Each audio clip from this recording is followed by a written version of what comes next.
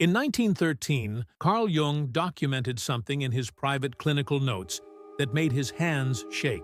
A patient walked into his Zurich practice. She seemed ordinary, middle class, well-dressed, polite, but within 15 minutes, Jung realized he was sitting across from someone who saw through every single psychological defense he had. She read his suppressed thoughts. She sensed his hidden fears. She knew things about him he'd never spoken aloud. Jung wrote one word in his notes that night: terrifying. What Jung discovered over the next 40 years would change psychology forever. He identified a personality type so rare, so psychologically advanced, that roughly 1 to 2% of the population possesses it. These people don't just think differently, they operate on an entirely different level of consciousness. And here's what disturbed Jung most: society systematically destroys them. If you've ever felt like you don't belong in this world, keep watching, because what you're about to learn might explain everything. Jung called these individuals the psychologically differentiated, not because they were better, but because they were isolated. Their minds worked in ways that terrified normal people. They saw patterns others couldn't see. They felt emotions others couldn't process. They understood psychological dynamics that took most people decades to grasp, and they paid a devastating price for it. Jung observed something disturbing in his clinical practice. These rare individuals often ended up in his office not because they were mentally ill, but because society had convinced them they were broken. They'd been called too sensitive, too intense, too much. Their families rejected them. Their partners left them. Their colleagues avoided them. But Jung realized something revolutionary. These weren't damaged people. They were consciousness pioneers. And the 8 signs he identified weren't symptoms of illness. They were markers of psychological evolution. Here's what made Jung's discovery so dangerous. Once you recognize these signs in yourself, you can never go back to normal consciousness. You either integrate this knowledge and become psychologically invincible, or you resist it and destroy yourself. Let me show you the 10 signs. And pay attention. Because if even 3 of these resonate with you, you're part of that 1 to 2%. Sign 1. You absorb emotional atmospheres like a sponge.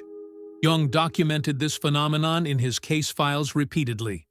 You walk into a room and instantly know the emotional temperature. Not through observation, not through body language. You just know. Someone's faking happiness. Someone's hiding rage. Someone's about to break down. You feel it in your body before your mind processes it. Jung called this participation mystique. In its raw form, your psychological boundaries are more permeable than normal people. You don't just empathize with others, you literally absorb their emotional states. Walk into a hospital, you feel sick. Sit next to an anxious person, your heart races. Be around depression, you sink into darkness. Most psychologists today call this high sensitivity, but Jung understood something deeper. This isn't a weakness. It's an advanced perceptual system. You're picking up psychological data that others miss completely. Here's the disturbing part Jung discovered. Roughly 70% of people with this trait never learn to filter it. They spend their entire lives drowning in other people's emotions. They become psychological sponges with no ability to wring themselves out. They absorb trauma, anxiety, rage, and despair until they can't function.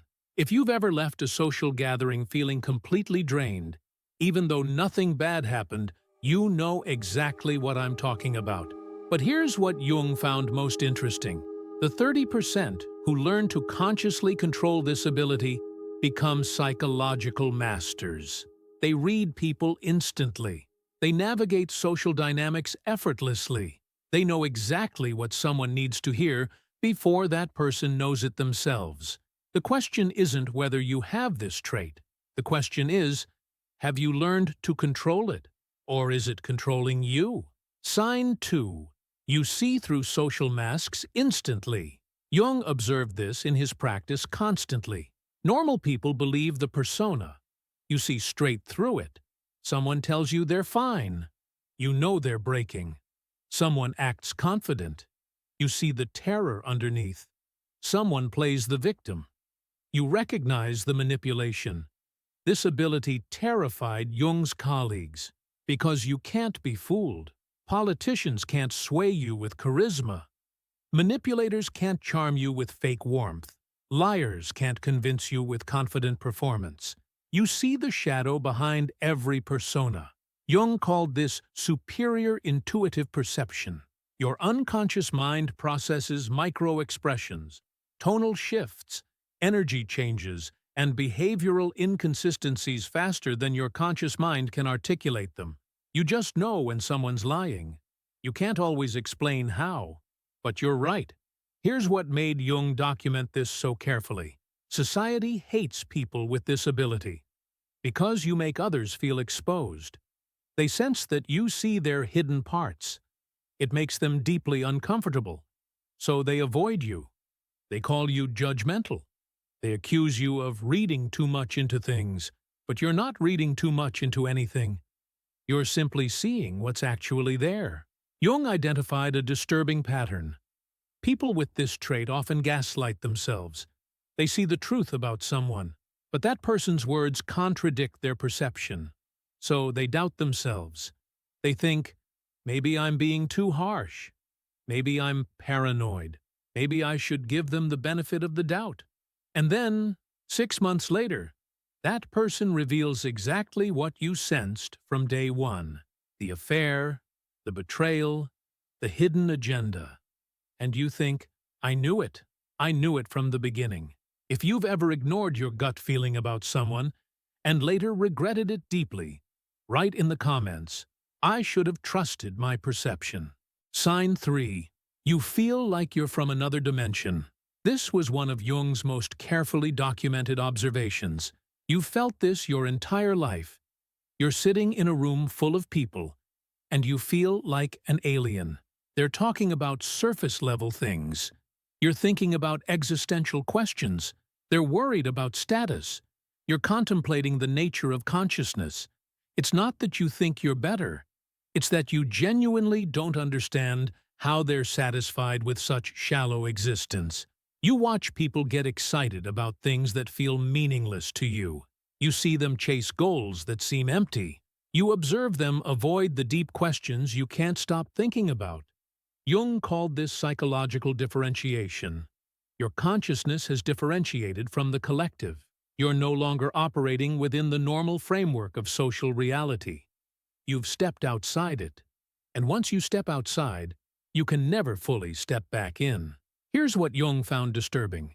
This differentiation usually happens through trauma. Something broke you open. Maybe childhood neglect. Maybe a devastating loss. Maybe a psychological crisis.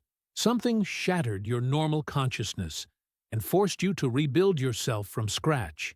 And in that rebuilding process, you became someone different. Someone who can't pretend anymore. Someone who can't participate in social theater. Someone who sees through the collective illusions. The problem is, no one prepared you for how lonely this would be. Jung documented case after case of people with this trait struggling with isolation. Not because they couldn't find people, but because they couldn't find their people. They'd be in relationships where they felt completely alone. They'd be in groups where they felt like an observer, not a participant. They'd be surrounded by humans, but starving for genuine connection. If this resonates with you, understand something Jung emphasized. You are not broken. You're differentiated. And differentiation is the first stage of psychological mastery. Sign 4.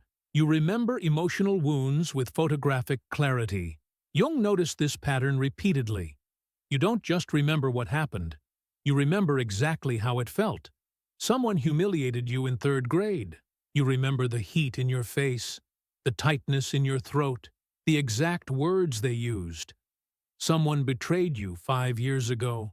You can recall the moment you realized the truth with perfect emotional clarity. This isn't normal memory. Jung called this emotionally encoded memory systems. Your brain doesn't just store events. It stores the complete emotional signature of every significant experience. You remember not just what people did, but exactly how they made you feel. Here's what made Jung document this carefully. Most people think this is a curse. They tell you to let it go. They say you're holding grudges. They accuse you of living in the past. But Jung understood something different. This isn't emotional baggage. This is psychological data. Your unconscious mind is protecting you by maintaining perfect records of every violation, every betrayal, every moment someone revealed their true character. You're not remembering these wounds because you're weak. You're remembering them because you're psychologically sophisticated. Your mind is saying, "This person showed you who they are. Don't forget. Don't let them fool you twice." The danger Jung identified was this. If you don't learn to integrate these memories consciously, they control you unconsciously. Every new relationship becomes contaminated by old wounds. Every new opportunity triggers old fears. Every new connection activates old defense systems. But if you integrate them consciously, something extraordinary happens. You develop what Jung called psychological immunity. You can spot red flags instantly. You can recognize patterns before they fully form. You can protect yourself before damage occurs. These first 4 signs are just the beginning. Jung documented 4 more markers of this rare personality type, and the next ones are even more disturbing, because they don't just describe how you perceive the world. They describe how the world responds to you, and why that response nearly destroyed the people Jung studied. If you recognize yourself in these first 4 signs, you need to hear the remaining 6. Because Jung discovered something critical. People with this personality type follow one of 2 paths. Either they learn to integrate these traits consciously and become psychologically invincible, or they resist them and spiral into isolation, depression, and self-destruction. There is no middle path. There is no normal option for you. Once you've differentiated from the collective consciousness, you either master it or it masters you. Sign 7. You see people's potential more clearly than they see it themselves. This was one of Jung's most carefully studied observations. You meet someone. Within a short conversation, you see exactly what they could become. You see their hidden talents, their undeveloped gifts, their unrealized potential. You see the person they're meant to be, buried under layers of fear and social conditioning, and it breaks your heart when they can't see it themselves. Jung observed this pattern in highly intuitive individuals constantly. You're talking to someone stuck in a soul-crushing job. You see clearly they're meant to be an artist. You're listening to someone complain about their relationships. You see exactly what patterns they're repeating and why. You're watching someone self-destruct. You can see the path to their healing with crystalline clarity, but they can't see it. Or worse, they don't want to see it. Jung called this archetypal perception. You're not just seeing the person in front of you, you're seeing their unrealized archetypal potential. You're perceiving the gap between who they are and who they could become. And that gap is often massive. Here's what made Jung document this so carefully. This ability tortures you because you care. You see someone's potential and you desperately want them to realize it. You try to help. You offer insights. You point out patterns. You give them the roadmap, and they ignore you. They make excuses. They resist change. They choose comfort over growth. They waste their potential while you watch helplessly. Jung identified a devastating pattern in his patients with this trait. They became psychologically exhausted from caring about people's growth more than those people cared themselves. They invested energy into others' transformations while neglecting their own. They became unpaid therapists, coaches, and guides for people who never asked for help and rarely appreciated it. The most painful part? Often these highly intuitive individuals attracted people who wanted to be fixed but had no intention of actually changing. Jung called these psychological vampires. They sought out the empathic, intuitive people. They extracted insight, support, and energy. And then they disappeared the moment real change was required. If you've ever felt exhausted from caring about someone's potential more than they cared about it themselves, you've lived this pattern. But here's what Jung discovered about the people who mastered this trait. They learned something revolutionary. You cannot save people from themselves. You cannot force growth. You cannot love someone into healing. You cannot see their potential hard enough to make them realize it. The only person whose potential you're responsible for is your own. Sign 8. You've had at least one complete psychological death and rebirth. Jung didn't just observe this. He lived it. In 1913, Jung had what he called his confrontation with the unconscious. For 6 years, he descended into psychological chaos. He had visions. He heard voices. He felt his personality fragmenting. By all conventional standards, he was having a psychotic break. But Jung recognized something extraordinary was happening. He wasn't breaking down. He was breaking open. His old personality structure was dying so a new one could emerge. He was undergoing what he later called individuation through crisis. And he discovered this wasn't rare among people with this personality type. It was universal. You've experienced this too. Maybe in your 20s, maybe in your 30s. Maybe it's happening right now. Everything you thought you knew about yourself shattered. Your old identity stopped working. Your previous coping mechanisms failed. Your former beliefs collapsed. You looked in the mirror and didn't recognize yourself. It felt like death, because it was death. The death of who you used to be. Jung documented this transformation process with meticulous detail. Most people never experience this. They live their entire lives in the same personality structure they developed in childhood. They never question their identity.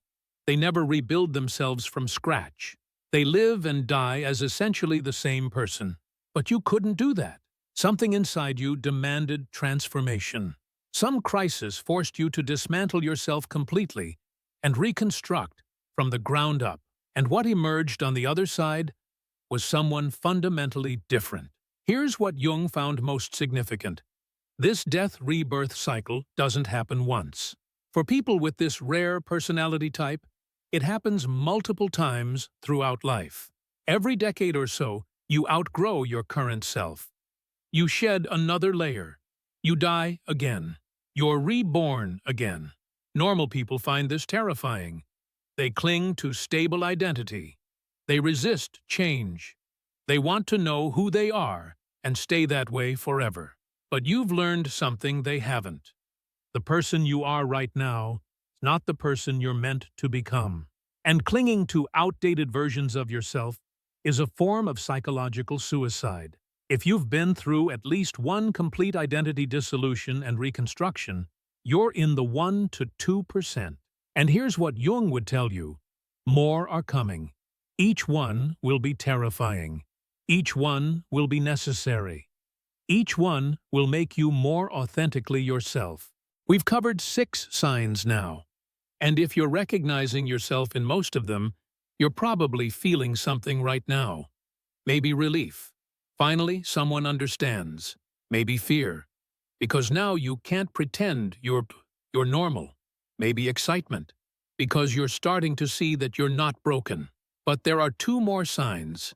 And these final 2 are what Jung called the most dangerous. Because they describe the ultimate test of this personality type. The moment where you either integrate everything you are and become psychologically indestructible, or you fragment under the weight of your own differentiation and lose yourself completely. Jung documented both outcomes. He saw people master these final traits and become giants of consciousness, and he watched people succumb to them and disappear into isolation, addiction, or worse. The next section isn't comfortable, but if you've made it this far, you need to hear it. Sign 10. You know things without knowing how you know them. This was Jung's most controversial documentation. You have knowledge you can't explain. You understand complex psychological dynamics without studying them.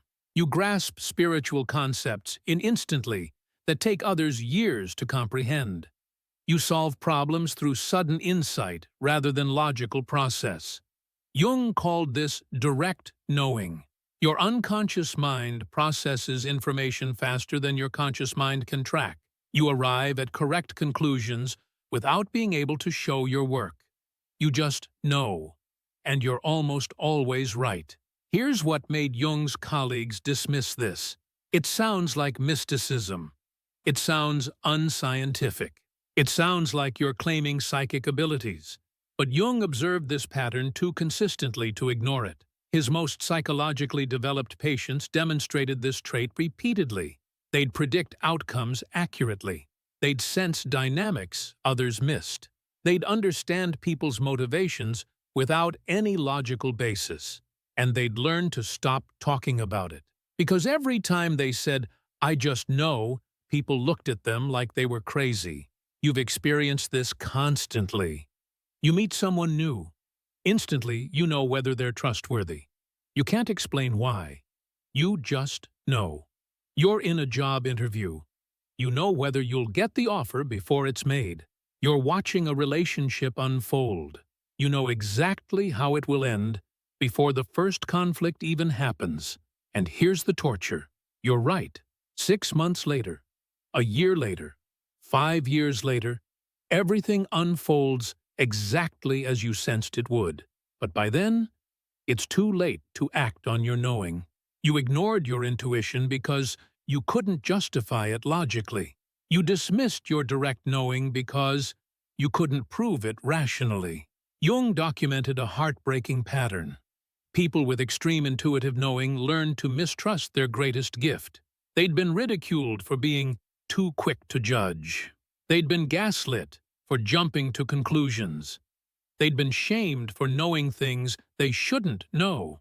So they stopped listening to their inner knowing. They demanded logical proof for everything. They ignored their intuition until it stopped speaking to them. And then they wondered why their lives fell apart, why they kept making bad decisions, why they couldn't navigate relationships successfully. They'd severed themselves from their most powerful psychological tool. If you've ever ignored a strong intuitive knowing and paid a devastating price for it, you understand exactly what Jung was documenting. Here's what Jung discovered about the people who mastered this trait. They learned to trust their knowing without needing to explain it. They acted on intuitive information even when they couldn't justify it logically. They stopped apologizing for seeing what others couldn't see, and their lives transformed completely.